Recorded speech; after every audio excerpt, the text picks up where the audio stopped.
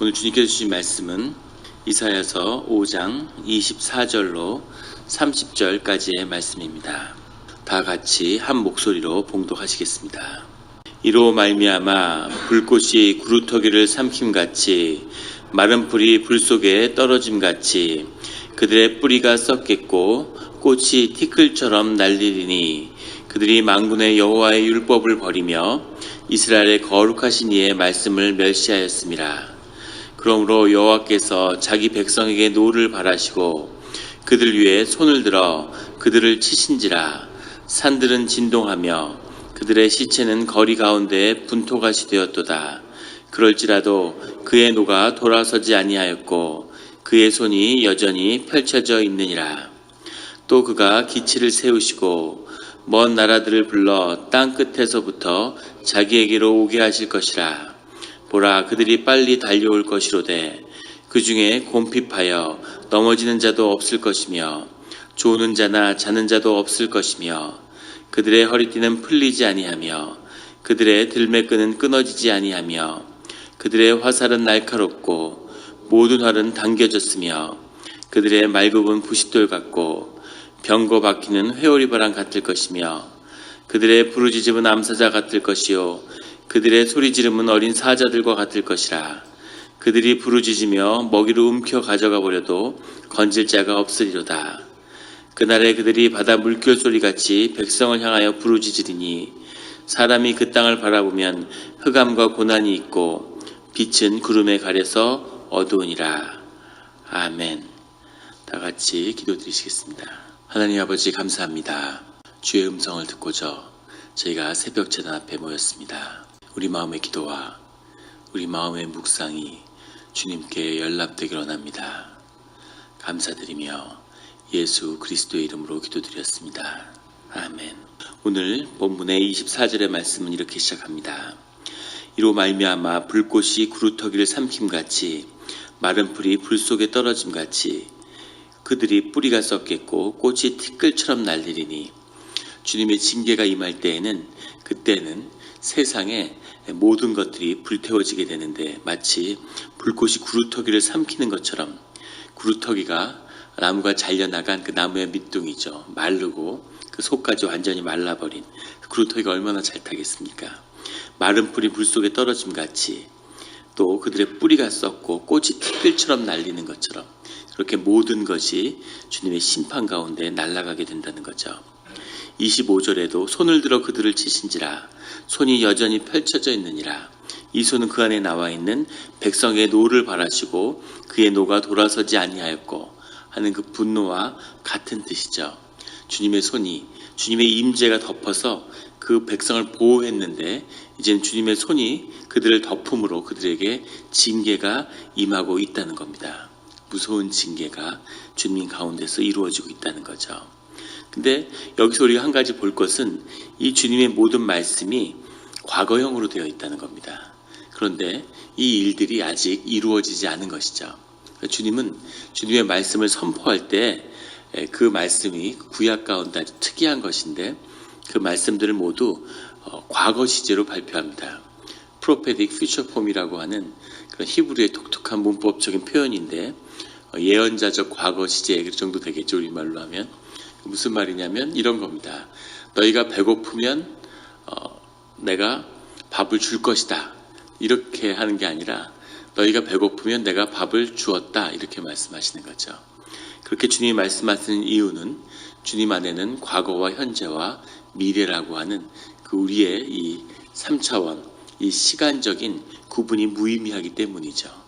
우리의 미래와 우리의 현재와 과거 모든 곳에서 주님이 역사하실 수 있는 그런 주님이 능력의 하나님이라는 것을 우리가 볼 수 있는 것입니다. 두 번째는 주님이 언약의 하나님이기 때문에 주님이 말씀하시고 언약하시면 반드시 이루어진다는 뜻이죠. 그것이 이미 성취되었기 때문에 주님이 말씀하실 때는 그 일이 이루어진 것으로 그렇게 선포하신다는 겁니다. 그래서 우리가 새벽 제단에 나와서 기도드릴 때 주님의 음성을 듣는다고 하는 것은 주님의 뜻이 이미 성취되었음을 확인하는 거죠.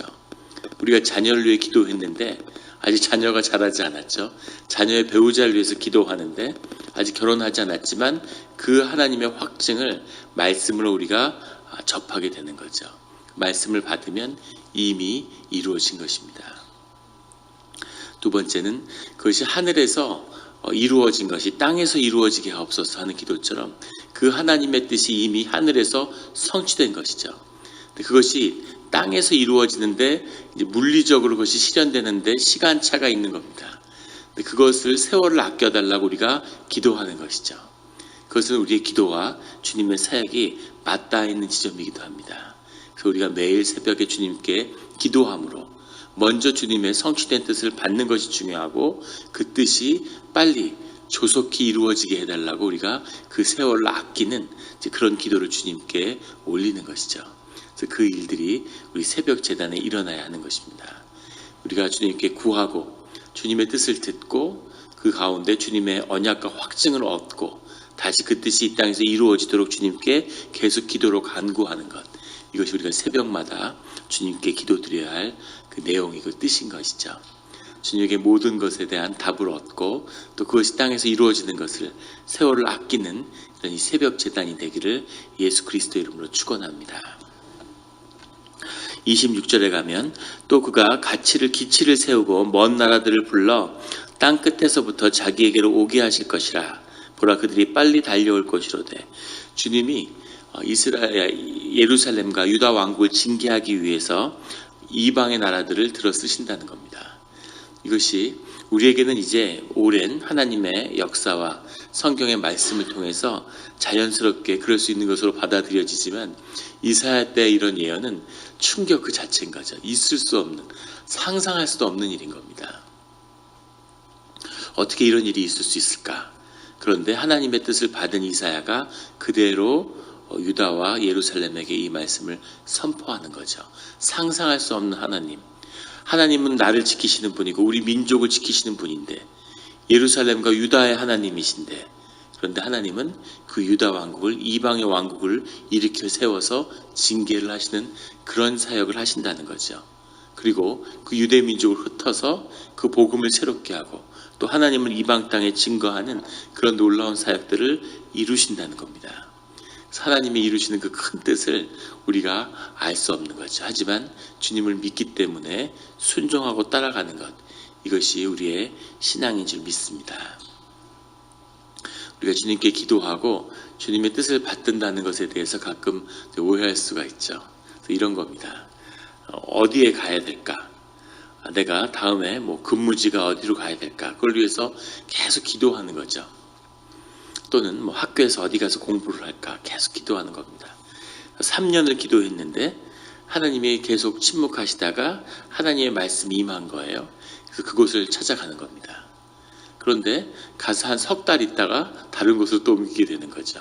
그럼 우리는 마음속에 도대체 여기를 왜 왔을까? 여기에 온 의미가 무엇일까? 이것을 우리가 고민하게 되는 거죠. 우리가 빠지게 되는 함정은 우리는 자꾸 이 땅의 일, 눈에 보이는 일들을 크게 보기 때문에 뭔가 주님이 큰 뜻이 있어서 나를 인도하셨다면 거기서 무슨 일이 이루어져야 된다고 믿는 거죠. 그리고 거기서 무엇을 봐야 주님의 뜻이라고 생각하는 겁니다. 근데 더 중요한 것은 그 지역에서 무엇이 이루어지는가, 하나님이 인도하신 목적지에 가서 무엇이 이루어지는가가 중요한 게 아니라 주님의 뜻에 순종했다는 것이 중요한 거죠. 그것으로 주님의 인도하시는 뜻이 우리 삶 가운데 이미 이루어진 겁니다. 그 복종으로, 그 순종으로 주님이 그것을 통해서 주님의 뜻이 이루어지는 거죠. 오늘 이사야가 있었기 때문에 유다의 왕국과 예루살렘이 새로워지는 거죠. 사람의 눈으로 보면 이사야가 도대체 한 게 뭘까? 그 시대의 눈으로 보면 세상에 있을 수 없는 궤변을 세상에 그냥 선포한 것에 불과한 것 같지만 하나님의 말씀을 그대로 받아서 그 뜻 가운데 하나님의 뜻을 선포했기 때문에 유대인들이 예루살렘의 백성이 이사야의 말을 청종하고 순종한 것도 아니에요. 하지만 이사야가 하나님의 뜻을 듣고 그 뜻에 순종하고 그 말씀을 선포했죠. 어차피 망할 건데 이런 말씀을 뭐하러 선포할까? 이사야 마음에 그런 게 있지 않았을까요? 하나님, 어차피 유대인들이 돌이키지 않습니다. 예루살렘이 돌이키지 않습니다. 이 우시장 때 물질이 풍부하고 솔로몬의 영광이 회복됐다고 다들 얘기하는데 하나님 이게 웬 회개한 얘기입니까? 이걸 누가 듣겠습니까? 상관없는 거죠. 이사야는 하나님 뜻 가운데 그 말씀을 선포하고 그 말씀이 오늘도 2500년이 지난 지금도 우리가 새벽 가운데 이사야의 말씀을 통해 하나님의 뜻을 구하고 있는 거죠. 이게 하나님이 하시는 일이라는 거죠. 그 말씀을 우리가 받는 것, 이것이 우리의 새벽 제단이죠. 그런 하나님의 말씀을 듣는 이 새벽 제단이 되기를 예수 그리스도의 이름으로 축원합니다. 27절에 보면 그 중에 곰핍하여 넘어지는 자도 없을 것이며 조는 자나 자는 자도 없을 것이며 그들의 허리띠는 풀리지 아니하며 그들의 들매끈은 끊어지지 아니하며 이 하나님이 바벨론의 왕국을 일으켜서 유다를 치러 오는데 그들의 기세가 그 생명이 넘친다는 거죠. 곰핍하여 넘어지는 자도 없고 조는 자도 없고 기치를 세우고 군대가 행진하는데 아무도 낙오하거나 힘들어하는 자가 없다는 거죠. 그들의 허리띠는 풀리지 아니하며 그들의 들매끈은 끊어지지 아니했다. 허리띠를 끊이지 않았다는 것은 쉬지 않고 왔다는 뜻도 되지만 그들이 그만큼 예루살렘을 침공한 모든 준비가 철저하고 완벽하게 됐다는 거죠. 그래서 그 행군을 멈출 만한 그 행군을 군대가 행군하는데 공세의 종말점이라고 그러죠. 군사용어로. 공세를 계속 가하는데 뒤에 보급이나 그런 것이 뒤따라와야 되는데 그 뒤따라오지 못하니까 행군이 너무 빠를 때는 군대가 가다가 멈추는 거죠. 뒤에 보급 부대와 후속 부대가 뒤를 따라와야 되니까. 근데 준비가 얼마나 철저했는지 공세 종말점이 없다는 거죠. 예루살렘까지 들이닥치는데 그 행군이 한 번도 멈추지 않고 바로 이 바벨론을 출발해서 예루살렘까지 그대로 들이닥쳤다는 겁니다. 그 조선시대 병자호란 같은 데 보면 이 만주족이 청나라가 우리나라를 침략해서 한양성까지 도달하는데 딱 3일이 걸렸죠. 말을 타고 오니까 겨울에 임진왜란 딱 보름이 걸렸다고 합니다. 지금 한국의 군대에서 특전사에서 천리 행군을 하면 딱 2주 만에 서울에서 출발해서 부산까지 가죠. 전쟁이 전혀 없었던 그 문경세제에서 가토 기요마사가 선두를 오는데 문경세제가 너무 험하니까 산지가 거기에 멈춰서서 무서운 거죠. 틀림없이 매복이 있을 거다. 그리고 역사의 기록에 보면 4번이나 일본 측 기록에 보면 이 척후를 내보내는 겁니다. 틀림없이 매복이 있을 텐데 척후가 와서 매복이 없다 그래도 믿지 않는 거죠. 이런 산지에 매복이 없다니. 근데 매복은 없었던 거죠. 그래서 그 천혜의 문경세제를 그냥 말 타고 그냥 넘는 거죠. 신립장군은 문경세제를 넘어온 그 뒤에 충주호 앞에서 기다리고 있었는데 왜 충주호 앞에서 기다렸느냐, 그게 큰 미스테리죠, 역사적인.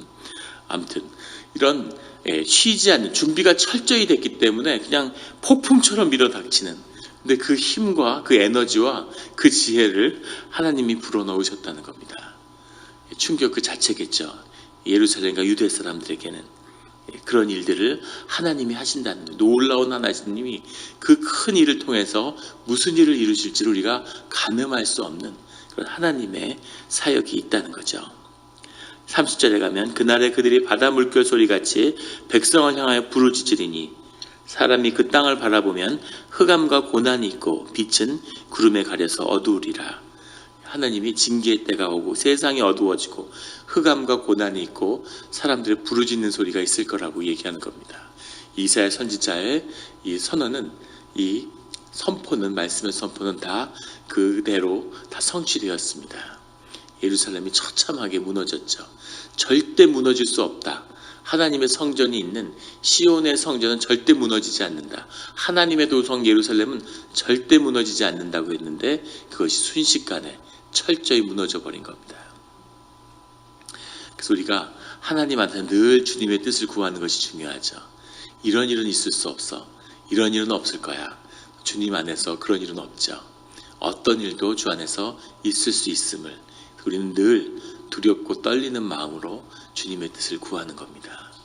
어제까지의 주님이 주님의 모든 것이 아니라 오늘 말씀하시는 주님을 새롭게 만나야 하는 거죠. 그리고 내일 오시는 더 큰 하나님을 우리가 기다려야 하는 것. 이것이 우리의 신앙입니다. 오늘 이 아침에 주님의 뜻을 구하며 모든 것이 주님으로 인해서 새로워지는 새날이, 새 삶이, 새 삶의 자리가 열리는 이 새벽 제단이 되기를 예수 그리스도 이름으로 축원합니다. 기도드리시겠습니다.